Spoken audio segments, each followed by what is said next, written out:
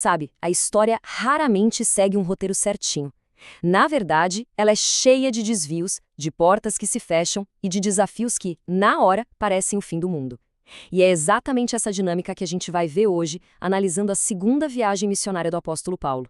O que começou como um plano A, bem definido, acabou virando uma série de improvisos que, no fim das contas, ajudaram a transformar uma pequena fé em um movimento global.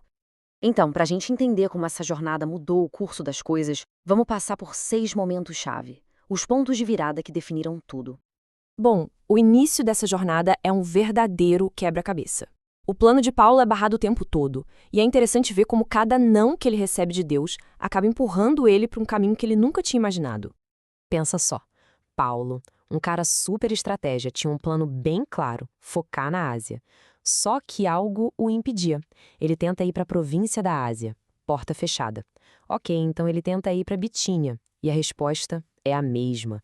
Contra toda a lógica e intenção dele, a missão estava sendo forçada a olhar para o outro lado, para o oeste, para um destino que nem estava no radar.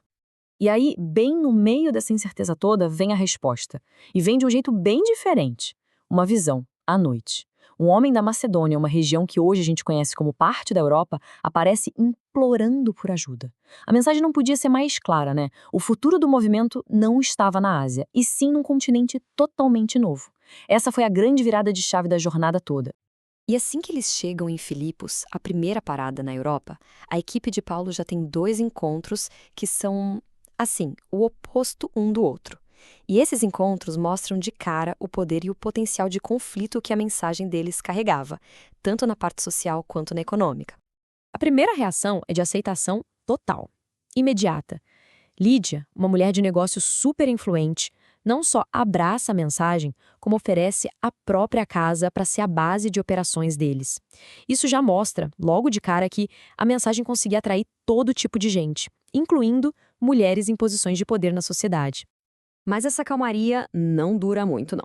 O próximo grande evento na cidade acaba gerando um conflito bem violento. E a raiz desse conflito todo não era teologia, era dinheiro. Pura e simplesmente economia. E aqui a gente vê o choque de dois mundos. Paulo liberta uma jovem escravizada que era explorada financeiramente por causa das suas supostas habilidades de adivinhação.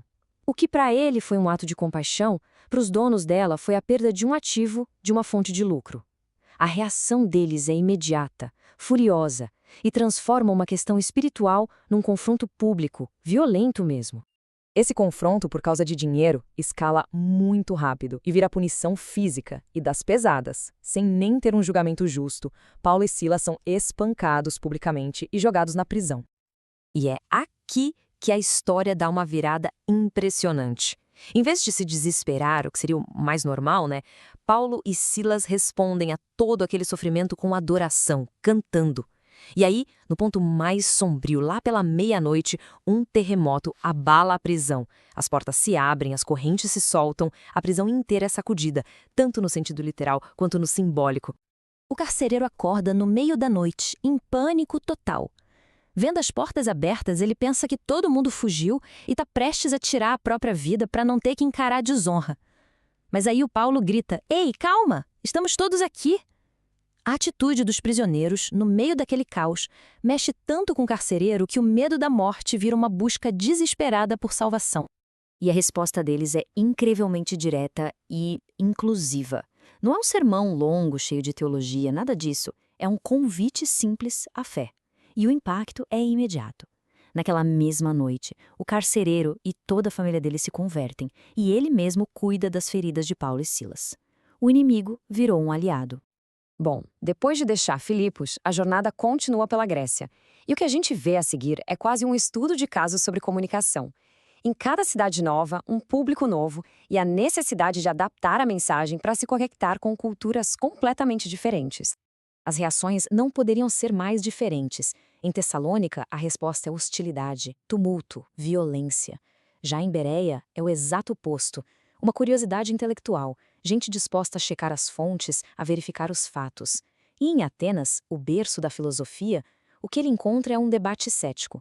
Alguns zombam, mas outros ficam intrigados e querem ouvir mais. Depois de passar por tanta oposição, é totalmente compreensível que, ao chegar na cidade de Corinto, que era um lugar super movimentado e cosmopolita, Paulo estivesse sentindo o peso da missão. As fontes indicam que ele estava com medo, talvez até esgotado. E é justamente em Corinto que ele encontra o apoio que tanto precisava. Áquila e Priscila, que por acaso tinham a mesma profissão que ele, não oferecem só um lugar para ficar. Eles oferecem parceria, uma rotina normal, um senso de comunidade. É um lembrete muito forte de que, às vezes, o apoio mais importante não é sobrenatural, é humano. Mas mesmo com o apoio dos novos amigos, a oposição organizada continuava. E é nesse momento que Paulo recebe outra visão, uma mensagem direta de encorajamento. Ele ouve que está protegido e que o trabalho dele na cidade vai dar muitos frutos. A mensagem era simples: não tenha medo, continue falando.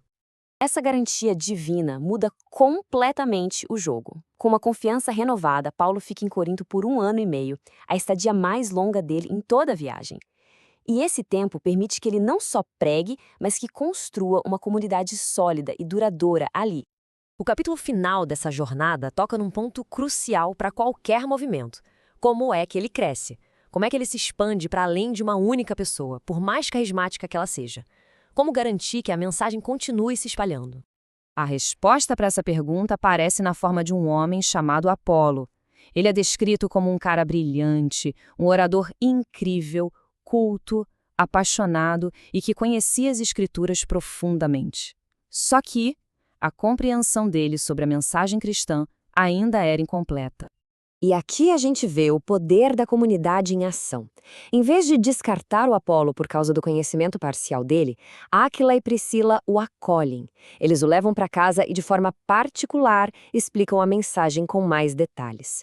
Eles não o corrigem em público, eles o capacitam. E qual o resultado? Apolo se torna um defensor ainda mais poderoso da causa, capaz de argumentar e refutar opositores em debates públicos. E é assim que a jornada termina. Não com o heroísmo de um único homem, Paulo, mas com o empoderamento de outras pessoas. Apolo, que foi treinado por Áquila e Priscila, agora está levando a mensagem adiante. Isso nos deixa com uma pergunta fundamental para pensar. O que realmente faz um movimento ir para frente? Um líder singular, carismático ou uma comunidade que colabora e investe na próxima geração?